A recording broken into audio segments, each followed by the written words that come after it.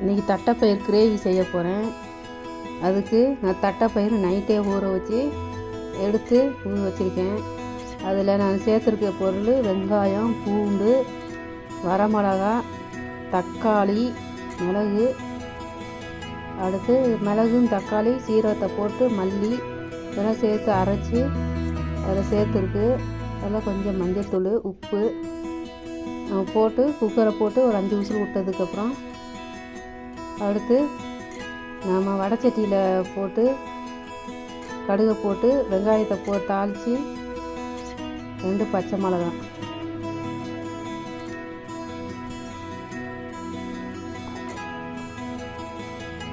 வெங்காயம்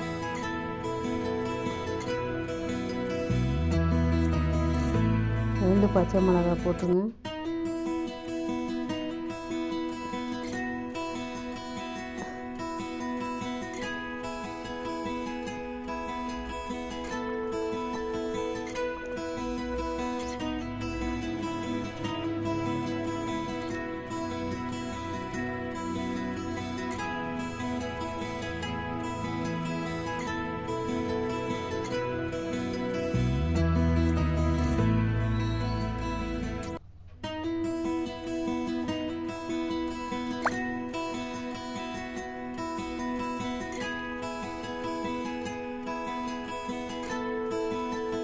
நல்லா வதங்கிடுச்சு.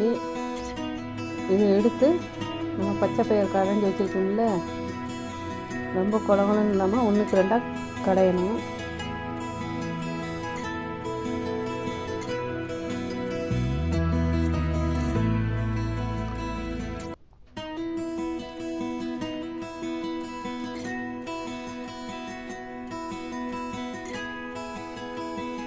இப்போ நான் பச்சை பயிர்த்துக்குள்ளே சேர்த்துருக்கேன்.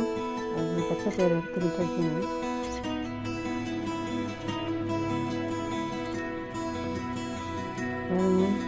இந்த மாதிரி இருக்கணும் பச்சை பயிர் கிரேவி ரெடி.